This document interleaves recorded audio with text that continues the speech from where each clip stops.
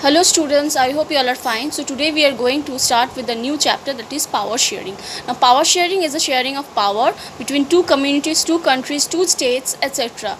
or two linguistic group. The linguistic means that is the language group. Now we are going to start with the story of Sri Lanka and Belgium. Now in Belgium and Sri Lanka there arises a conflict of linguistic or language groups. Now I will show you a map of Belgium. See, this is a Flemish region. Well, this is a Wallonian region, and this is a Brussels. Flemish is the northern part, and Wallonia is the southern part. Here, basically in the Flemish region there is 59% of the Dutch-speaking people there, and in the Wallonian region there is 40% of French-speaking people. Okay, and in Brussels there is 80% of French speaking people and 20% of Dutch speaking people.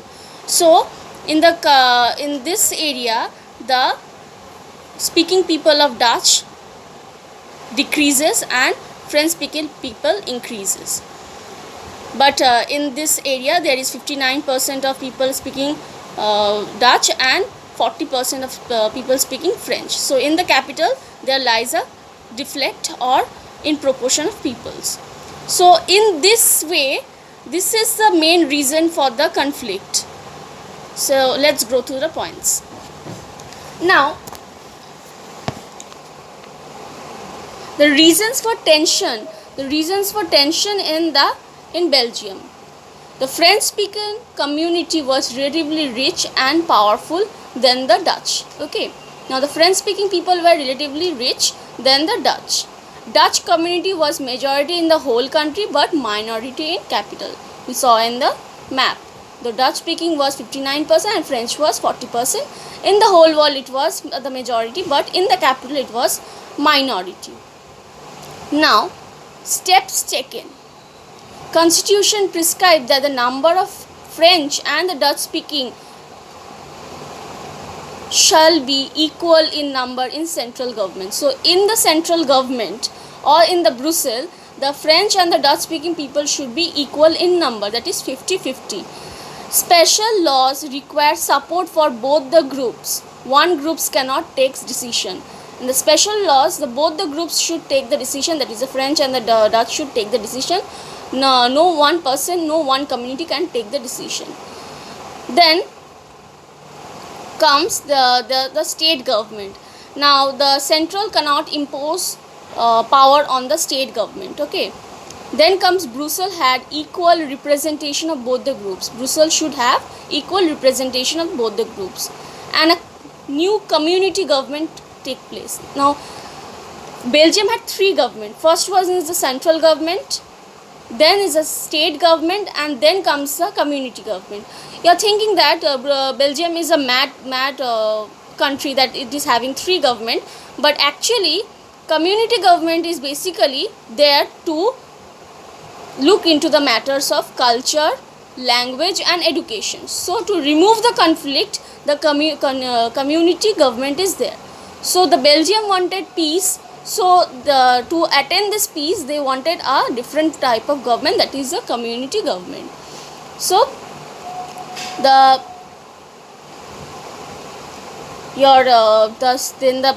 tension between the Dutch and the French speaking community has been reduced due to this steps taken. Okay. Then comes the story of Sri Lanka. Now in Sri Lanka there is 79% of Sinhalese speakers and 18% of Tamil speakers, and in both the part there is 7% of Sinhali and Tamil speakers. So Sinhali speakers were basically the Buddhist ones, and 18% Tamil speaking were the Hindu and Muslim ones, and 7% was both the Sinhali and Tamil speakers both constituted the Christian community. Okay, so I will show you a map of Sri Lanka. You will better understand it. See the map. See, this yellow portion is the Sinhalese, and Sinhali, the Sri Lanka Tamil is the orange portion. and the Indian Tamils were the black portion, and the Muslims were the grey portion. So this was the division according to the religion. Okay. Now let's come into the point. What was the basic feature in that time? Now, how does the problem arises? There was basically a problem of linguistic over there.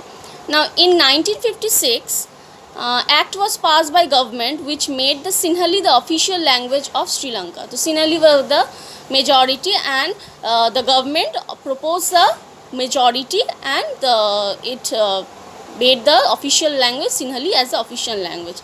Then number 2 goes, government favors Sinhali speakers in jobs and admissions of the college and educational fields. So they were the Sinhali speakers were preferred in government jobs and admissions also easily, but the Tamils were the sufferers. Okay, Tamil speakers. Now, new constitution stated that government shall protect and foster Buddhism.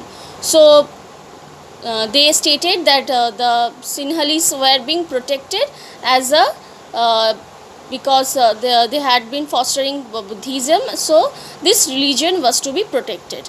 So basically the problem arises where the Tamils were being the sufferers and the majorities were being the winners. So there was a disparity between the minority and the majority in them. So this is how the conflict occurred. Now, impact on Tamils. It increased the feeling of alienation, that means loneliness, because they were being neglected as being the minorities. Then second comes that they felt that the government of major parties don't care about their language and culture. So the government did not care about their language and the culture. Third point goes, they felt that the government and the constitution denied their right to equality. So they thought that they were being discriminated as they were the major minorities. So the majorities were gaining the most powers. Then comes the reaction of Tamils and its result. Then comes the reaction. How did the Tamils reacted? They launched strikes for equality. They launched strikes. Then comes their demand for autonomy and equality were denied. So they were facing very much problem, and so they were providing or implementing strikes. So they wanted a separate country. So they wanted to separate themselves from the Sinhali speakers, that is the Dutch peoples. Then comes the civil war. There was a huge civil war at that time between the Tamil speakers and the Sinhali speakers. Civil war caused terrible setbacks in social, economical and cultural life of the country. So this civil war led between the Sinhalis and the Tamil speakers led to a very much crisis situation at that time. Okay, there was a terrible setback of social, economical and cultural setback in the country. Okay, then comes the power sharing notion. So we can see that Belgium was sharing the power in Brussels between the Dutch and the French. So there was no conflict in them. But we can see on the other hand, in Sri Lanka, the Sinhalis were being preferred, that is the majorities has been preferred, and Tamil minorities were being discouraged or were ignored from their right of equality. So there was a very much civil war which caused very terrible hamper or crisis at that time.